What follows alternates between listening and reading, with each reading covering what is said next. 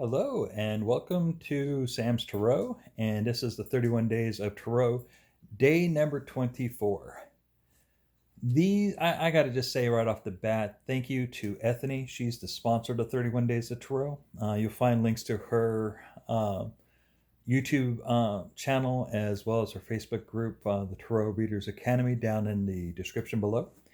And I just have to say a big thank you for over all the years that she's been doing this. This is my first year participating, but it's allowed myself to get involved in the community, the online tarot community more, make new friends, and I just much gratitude. Um, Thank you. Anyway, so today is day 24, and we're talking about the top five tarot books of the decade.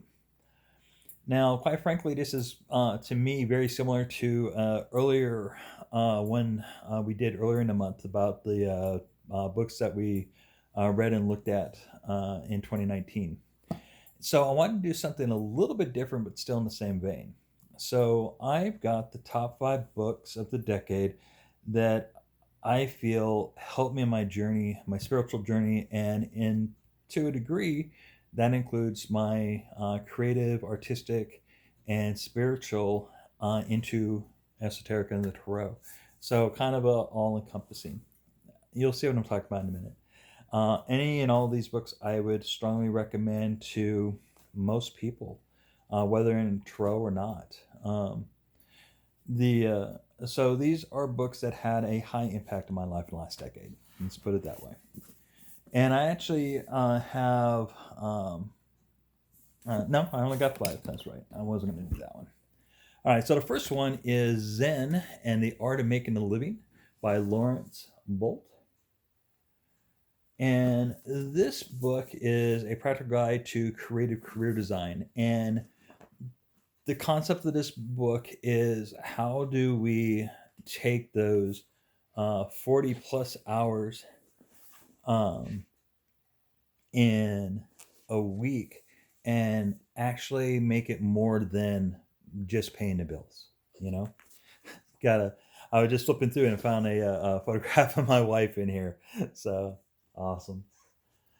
Um, so anyway, this book does a good job of doing some guide throughs for what your skill sets are, how to use your skill sets, what brings you joy, and then using those skill sets in order to make a living, whether it's for creative business that you start yourself, or finding something in line with yours. So, for a big example, I spent over 20 years in business and sales and management.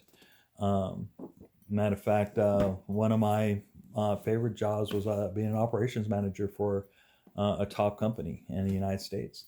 It was in the top 20 small businesses in the United States, to be exact. And, but it still wasn't fulfilling some needs that I felt that I needed and had. And through this, I actually end up changing careers and am well into my second career now, which is IT. So, and which is probably sounds like it's the furthest thing from anything spiritual or creative, but at the same time, you would be amazed at how magic happens in the IT world.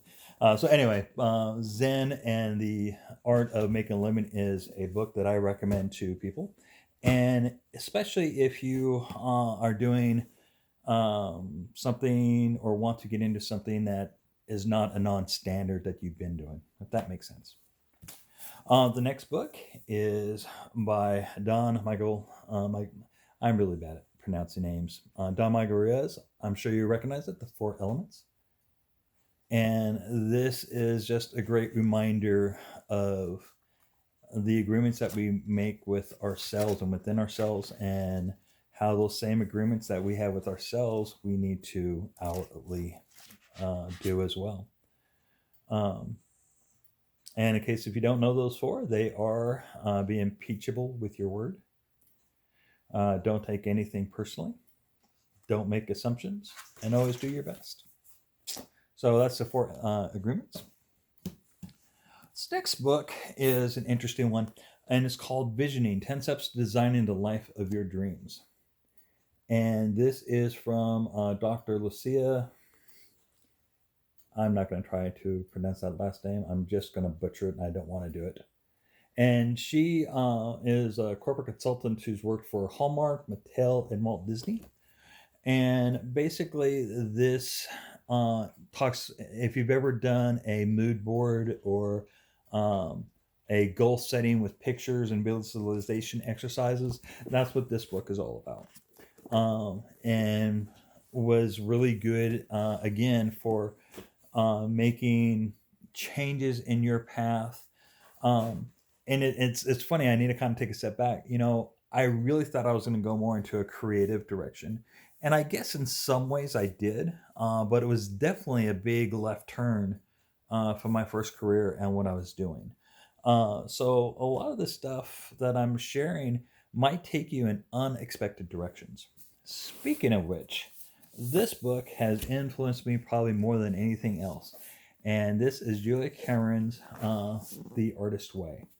And what I have here is actually the complete Artist Way. So this includes Walking in This World, which is part 2 in the Artist Way course, and number 3, Finding Water. I've actually taught the first class on 3 occasions, and absolutely really believe in this system. Every time I've done this myself over decades, has always led to something new. I end up, after the first time I did this, I ended up starting up a wedding photography business that I was successful for years, and end up being a fellow writer and contributor to a book on how to be a wedding photographer. Another time that I went through this, I end up taking up drawing, and I'm still not a good drawer, but you kind of get my point. But both times that I started, it was actually to be a better writer. So this book and this system has always done good things for me. So if you have not done An Artist Way, I can't strongly recommend that enough. And then last but not least is just a fun book, and it's called The Wonder Book, The Illustrated Guide to Creating Imaginative Fiction by Jeff Vandermeer.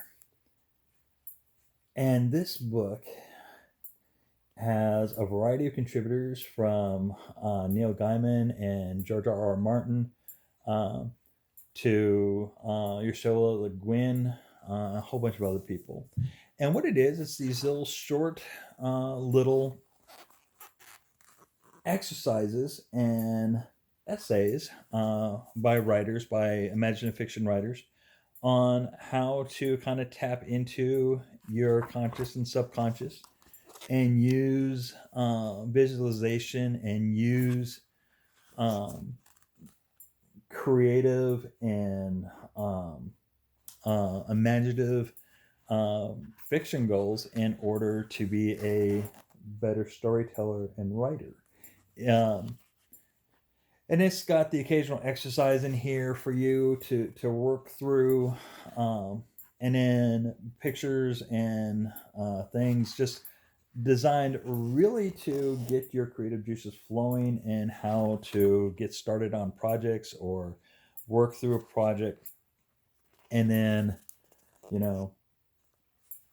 just this crazy stuff. It's kind of hard to put in words, but if you are a creative of any type, and I would argue that those of us who read a Trow are a creative type. We are storytellers.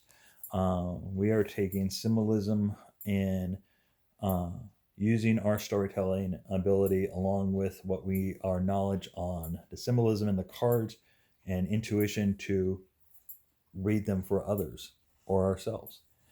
And so that does put us very much into the creative mind frame and part of being a creative. And this book is designed to help you tap into it even more. So that is my last recommendation. And this was my recommendations of the top 5 non-Tarot books for Tarot readers and creatives that I feel people should look into. Anyway, thank you for your time today. If you like my content, make sure you give me a thumbs up down below. And I think I've got one more video to do for the 31 days of Trow, and then it's on to some video responses and some walkthroughs and some of my own content, which I'm looking really forward to sharing with you. If you haven't yet, make sure you subscribe to my channel. And also, if you look in the description down below, there's a link to my Facebook group. Please feel free to join me there. I'd love to have some discussions with you. And in the meantime, if you're a fellow creator, please leave a link to your videos down below. I would love to be able to come over and see your videos as well. And then if you have anything else that you would like to comment or advise or criticize or whatnot, please put that in the comments down below as well. Thank you so much for your time, and I wish you a good day. Goodbye.